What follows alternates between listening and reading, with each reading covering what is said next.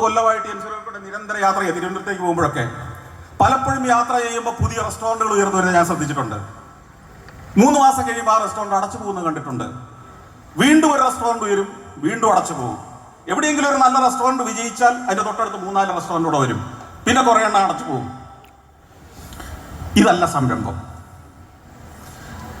സംരംഭം നൂതനമായ ആശയങ്ങളും മനുഷ്യന്റെ ആവശ്യങ്ങളും തിരിച്ചറിയുന്ന ഒന്നായിരിക്കണം. മനുഷ്യന് യഥാർത്ഥത്തിൽ ആവശ്യം എന്താണുള്ളത് ഒന്നാലോചിച്ച്. ഈ അടുത്ത കാലത്ത് നമ്മൾ ഉപയോഗിക്കുന്ന നിരവധി ആപ്ലിക്കേഷൻസ് ഉണ്ട്, ആപ്പുകളുണ്ട്. അതിലൊന്നാണ് സൊമാറ്റോ, സ്വിഗ്ഗി എന്നൊക്കെ പറയുന്ന സാധനങ്ങൾ, അല്ലേ? ശരിക്കും പറഞ്ഞാൽ അത് ഉപയോഗമുള്ള ഒരു സാധനമാണോ? അല്ലേ? നമ്മൾ വീട്ടിലിരിക്കുമ്പോൾ വീട്ടിലേക്ക് പെട്ടെന്ന് 2 അതിഥികൾ കയറി വന്നാൽ ഭക്ഷണം ഉണ്ടാക്കാൻ സമയമില്ലാത്തൊരു സമയത്ത്, നമ്മൾ അവരോട് വർത്തമാനം പറഞ്ഞിരിക്കുന്ന സമയത്ത് മൊബൈൽ ഫോണിൽ നോക്കി നമുക്ക് ആവശ്യമുള്ള വിഭവം ആവശ്യമുള്ള വിലയ്ക്ക് ആവശ്യമുള്ള ക്വാളിറ്റിയിൽ സ്റ്റാർ റേറ്റിംഗ് ഉള്ള സാധനം വിശ്വസനീയമായ സ്ഥാപനത്തിൽ നിന്ന് ഒരു ചെറിയ ബട്ടൺ ക്ലിക്ക് ചെയ്ത് കഴിഞ്ഞാൽ 10 മിനിറ്റാണ് നമ്മുടെ വീട്ടിലെത്തിച്ചേരുന്ന ഒരു സംവിധാനം. ഒന്ന് ആലോചിച്ച് നോക്കി, 25 കൊല്ലം നമുക്ക് ചിന്തിക്കാൻ പറ്റുമായിരുന്നോ? യൂബർ എന്ന് പറയുന്ന ഒരു സംവിധാനം, നമ്മൾ എവിടെ നിന്നാലും അവിടെ നിന്നാൽ ഈ ആപ്പിലൂടെ നമ്മളെ എവിടേക്ക് കൊണ്ടുപോകാൻ ഒരു വാഹനം കുറഞ്ഞ ചെലവിൽ സാധ്യമാകുന്ന ഒരു സംവിധാനം. ഇങ്ങനെ എത്ര ആപ്ലിക്കേഷൻസാണ്. ഈ കഴിഞ്ഞ ദിവസം ഞാൻ കുറച്ച് കുട്ടികളോട് സംസാരിച്ചു, ഞാൻ പറഞ്ഞു ഇതേപോലെ തന്നെ നമ്മളൊക്കെ പലപ്പോഴും നേരിടുന്ന ഒരു പ്രശ്നം, വൃത്തിയായിട്ട് എല്ലാ ദിവസവും വസ്ത്രം അലക്കി കിട്ടാനുള്ള ഒരു പ്രശ്നം.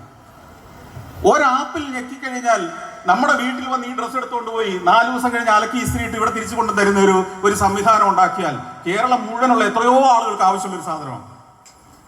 വീട്ടിൽ വന്ന് ഈ സാധനം എടുത്തുകൊണ്ട് പോവുകയും 3 ദിവസം കഴിഞ്ഞ് തിരിച്ചുവിടെ കൊണ്ട് ഇസ്ത്രീയിട്ട് വൃത്തിയായിട്ട് കൊണ്ടു തരികയും അതിന് മിതമായ ന്യായമായ ഒരു പ്രതിഫലം എടുക്കുകയും ചെയ്യുന്ന ഒരു നെറ്റ്വർക്ക് കേരളത്തിലുണ്ടെങ്കിലോ? ഇതുപോലെ നമ്മളൊന്ന് ചിന്തിച്ചു നോക്കിയേ, മനുഷ്യൻ ഇപ്പോഴും ആവശ്യമുള്ള മനസ്സിൽ ഒതുക്കി വെച്ചിരിക്കുന്ന ആഗ്രഹങ്ങൾ എന്തൊക്കെയാണ്? ഇത് തിരിച്ചറിയുന്നവൻ നല്ല സംരംഭകനായി മാറും. അപ്പോൾ കൊട്ടാരക്കരയിൽ നിന്ന് മികച്ച സംരംഭകർ നിരവധി ഉണ്ടാവട്ടെ, ലോകമറിയുന്ന പ്രതിഭാശാലികൾ നിരവധി ഉണ്ടാകട്ടെ.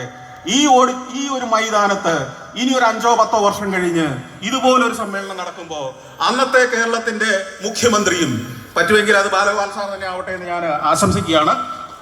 അദ്ദേഹത്തെ പോലുള്ള ആളുകളും കേരളത്തിലെ പൗരപ്രമുഖരും പ്രതിഭാശാലികളും ഒക്കെ ഈ സ്റ്റേജിൽ നിരന്നിരുന്ന് നിങ്ങളെ ആദരിക്കാൻ ഈ സ്റ്റേജിൽ വിളിച്ചിരുത്തി ഇത്രയും വലിയ സംഭാവനകൾ സമൂഹത്തിന് കൊടുത്ത ആളുകൾ എന്ന നിലയിൽ ആദരിക്കുന്ന ഒരു ദിവസമാകട്ടെ ഇനിയുള്ള സമ്മേളനം എന്ന് ഞാൻ ആശംസിക്കുകയാണ്.